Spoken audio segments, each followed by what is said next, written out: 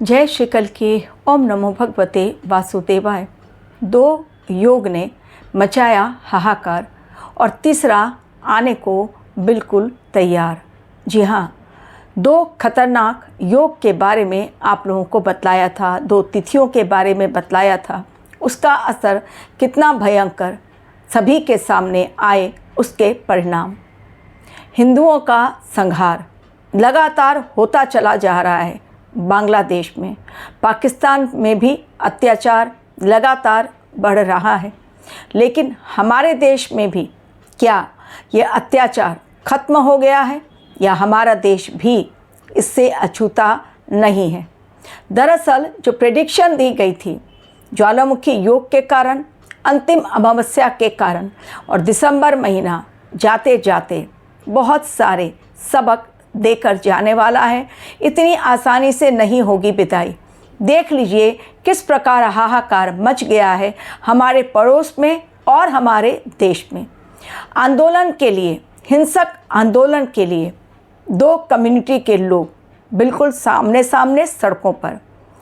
20-21 तारीख ज्वालामुखी योग के लिए कहा गया था।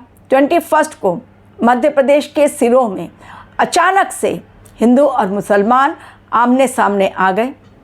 इतने बड़े बड़े पत्थर चलाए गए कि उन पत्थरों से नरसंहार हो सकता था। जब 22 की सुबह उन पत्थरों को समेटा गया, तब देखने में आया कैमरे में कि वो पत्थर कितने भारी भरकम थे। जो हिंसा संभल में हुई थी, उसी प्रकार की सोची समझी साजिश दंगे की फिर से एक बार अचानक कहां से आ जाते हैं लोगों के पास इतने बड़े बड़े पत्थर चलाने के लिए। अचानक से दंगा भड़का, एक छोटी सी बात पर वाद विवाद हुआ और लोगों ने पत्थर चलाने शुरू किए। और वो पत्थर नहीं, उनको पत्थर नहीं कहा जा सकता, बड़े बड़े ईंट जो उन्होंने चलाए, फेंके एक दूसरे पर। यानी संहार करने के लिए, हिंदुओं के लिए हमारा देश भी कहीं ना कहीं जिम्मेदार है।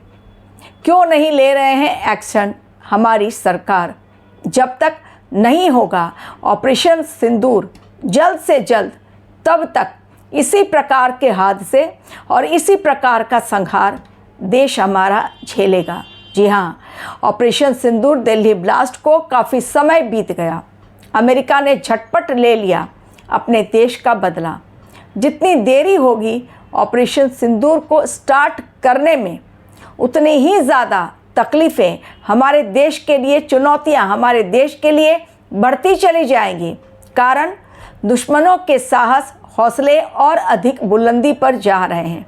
जितनी जल्दी सरकार आदेश देगी, हमारी सेना बिल्कुल तैयार बैठी है, केवल एक आदेश का इंतज़ार।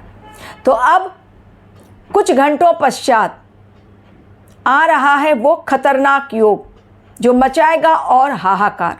इस समय आप लोगों ने देख लिया कि अचानक से जीत के जश्न में पुणे में एक ऐसा भयानक हादसा हो गया अग्नि के द्वारा कि लोग झुलस गए, 15-16 लोग झुलस गए।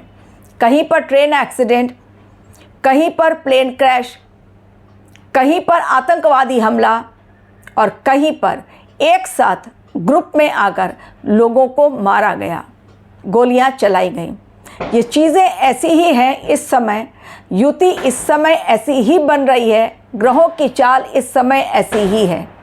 जितनी जल्दी हमारा देश एक्शन लेगा, उतनी जल्दी हमारे देश का नुकसान होने से बच जाएगा। लेकिन यदि एक्शन लेने में, क्योंकि मंगल की महादशा है और मंगल की महादशा कभी भी शांत नहीं रहती है, एक्शन लेना पड़ता है। शांति प्रिय ढंग से मंगल देव कभी काम करते ही नहीं हैं। शनि देव हैं जो शनै शनै चलते हैं। तो इस समय जो हालात बने हुए हैं वो और बिगड़ेंगे 27 दिसंबर से।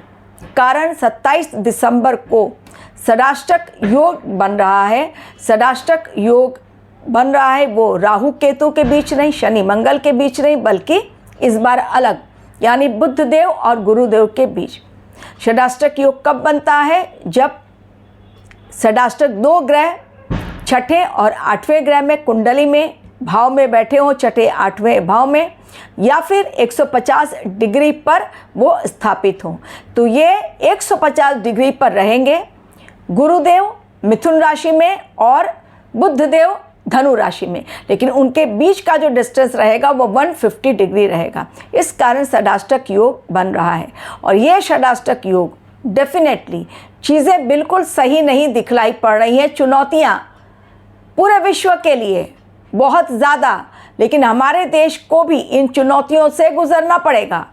लोग हिंसात्मक आंदोलन करेंगे, सड़कों पर उतरेंगे अपनी सरकार के खिलाफ। ऑलरेडी आप उसके एग्जाम्पल देख रहे हैं।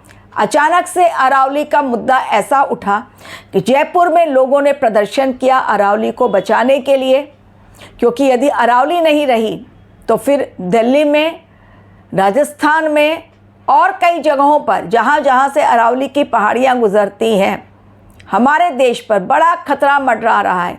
लोगों को सांसें लेने में दिक्कत आएगी, वन्य प्राणियों का हमला और अधिक बढ़ेगा, बरसात कम हो जाएगी। एक्सपर्ट का कहना है जो बरसात अब हो रही है वो सारी की सारी बरसात, यदि वन काट दिए गए, यदि पहाड़ को नहीं रखा गया सही सलामत, यदि प्रॉपर बरसात नहीं हुई हमारे देश में, तो हाहाकार पानी की मच सकती है। और ये पानी जो हमारे देश में बरस रहा है ये शिफ्ट हो सकता है, पर्यावरण संतुलन असंतुलित हो जाएगा और पाकिस्तान की तरफ ये पानी का जो वेग है वो चला जाएगा। एक्सपर्ट का ये कहना है। यानी हमारे देश में हाहाकार मचाने के लिए ऑलरेडी भूमिका बिल्कुल तैयार है, चाहे वो अरावली को लेकर हो, चाहे वो एक एथेनॉल फैक्ट्री को लेकर हो जिसके कारण किसानों ने आंदोलन किया। अभी देखिए एक छोटी सी वाद विवाद पर जो मैंने कहा कि बुद्ध और गुरु की युति, गुरुदेव धर्म के कारक और बुद्ध है वाणी के कारक, बुद्धि के कारक, और जब इन दोनों का होता है एक साथ युति यानी षडाष्टक योग यदि बनता है तो लोगों की बुद्धि से लोग काम ही नहीं करेंगे। वो क्या कर रहे हैं उन्हें भी नहीं पता, बस केवल मारो और मारो। बांग्लादेश में आप हालात बिगड़ते चले जा रहे, हिंदुओं के खिलाफ लगातार अत्याचार, लेकिन अब सनातनी जाग रहे हैं। धर्मगुरु ने अपनी आवाज़ें तेज कर दी है। 2026 में एक तरफ सनातन की आवाज़ गूंजेगी, लेकिन विनाश उतना ही बड़ा होगा। विनाश, महासंकट, लेकिन एक तरफ सनातन की भी गूंज।